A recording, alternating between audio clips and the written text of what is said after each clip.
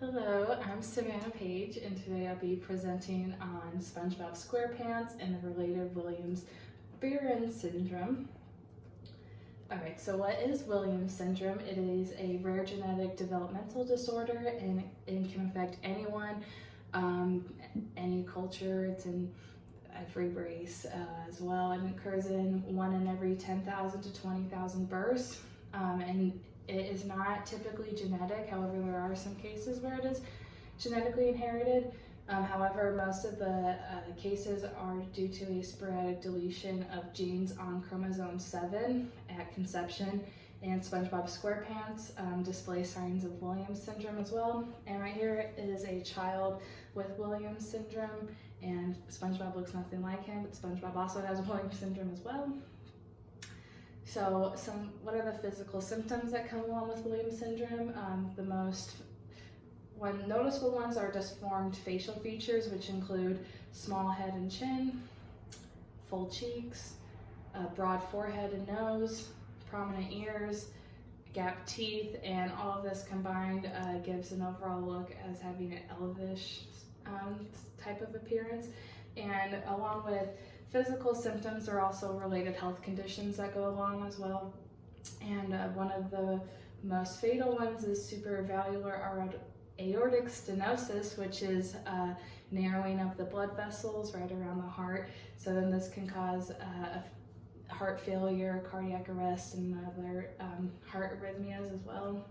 Hypercalcemia is also a very important health condition with this syndrome, and hypercalcemia is overproduction of calcium in the body, producing weak bones, which can cause a lot of problems. Slow weight gain is also an issue, especially when the child is young, so if they can't gain any weight, then this will lead to further developmental problems. Along with hypercalcemia and the slow weight gain is musculoskeletal problems, unable to build muscle, and this also is due to the overproduction of calcium. Hernias are also associated with this, and kidney abnormalities. The kidney may be misshapen, or there will be an influx in kidney stones, and this also is a result of too much calcium as well. And then overall developmental delay in learning as well. And here I have a picture of SpongeBob trying to lift stuffed animals, and he is unsuccessful. So this represents musculoskeletal problems, slow weight gain, and hypercalcemia in this picture as well.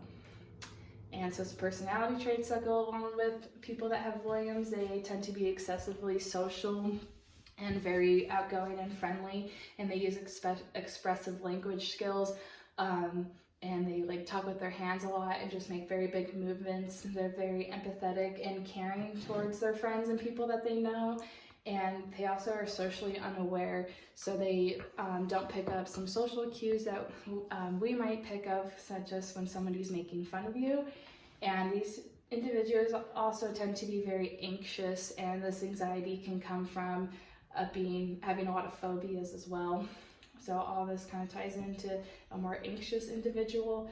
And here I have a picture of SpongeBob and Squidward, and SpongeBob is saying, "What could be better than serving up smiles?" And so here you can see the gap teeth, full cheeks, and he's just overly expressive. And then Squidward says, "Being dead or anything else."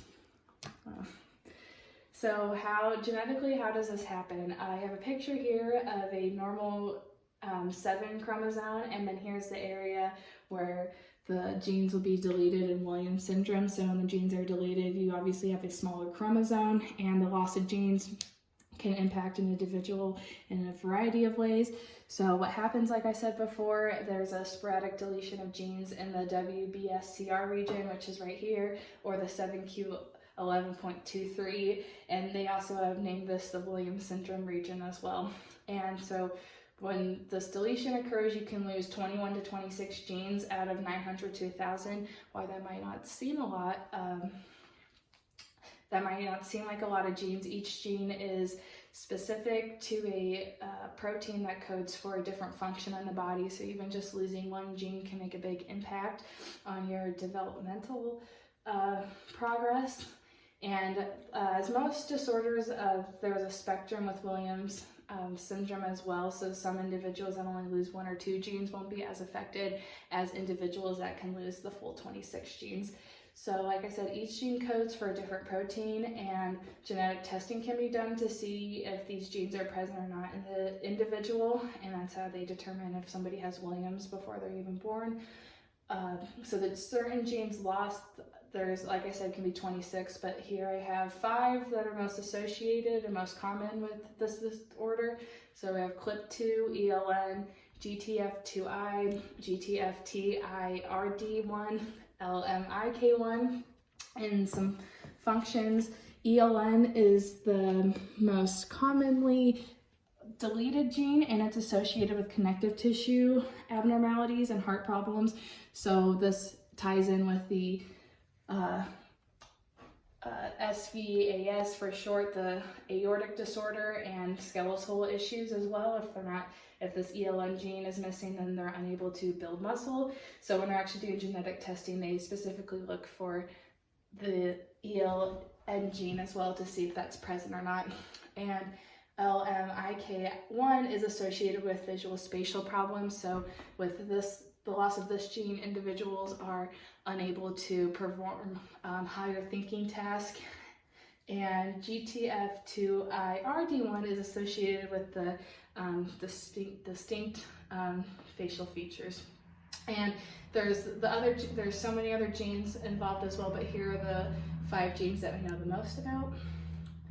And as well as differences in personality and physical features, there's also differences in the brain itself and brain matter. So there's a smaller cerebrum size of the brain, but not cerebellum. And then this makes sense because smaller cerebrum means that these individuals cannot perform, like I said, visual and spatial problems, but their cerebellum is still functioning, so they can still perform some motor skills, and they can breathe just fine, and more of their emotions are intact. And there's also a lack of white matter, which ties into the lack of higher thinking as well.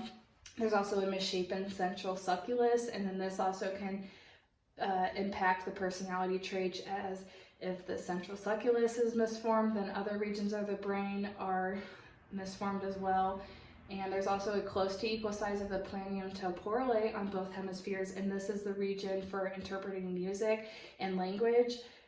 So these individuals that have Williams syndrome tend to be musically inclined and can remember language well and really connect with music. And advanced tasks can be difficult, as I said before, with the lack of white matter and the smaller cerebrum size. So here I have SpongeBob also depicts as well as throughout the whole series, he never attains his driving or boating license, and it's just a difficult task for him. So this also is present in individuals with Williams syndrome as well.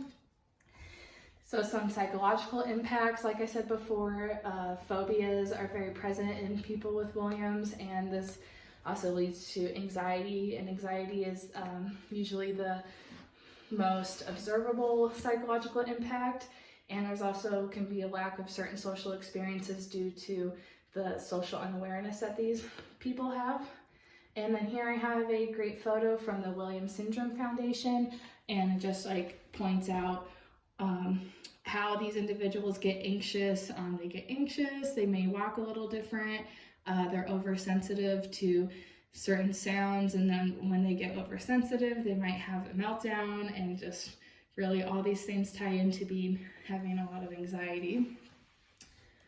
And treatments, there is no known cure at the moment for Williams, but we have methods to treat the health conditions appropriately, specifically hypercalcemia, which leads to a lot of other health problems. So to treat that, individuals need to make sure that they don't have a lot of calcium in their diet, and that can help a lot of things. There's also anxiety medication that people can take, or in certain extreme cases, people might develop ADHD, so you can take ADHD medication.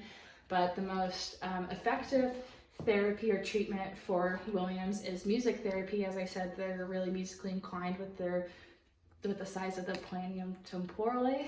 So here again from the same Williams Foundation, this is just another picture describing how music can really help these individuals as they really connect to it, and it can also increase their fine motor skills if they're playing an instrument, so they get practice using their fingers and like hand-eye coordination as well, and it relaxes them and just really they can connect with it, and so that's would treat the anxiety the best, which is the most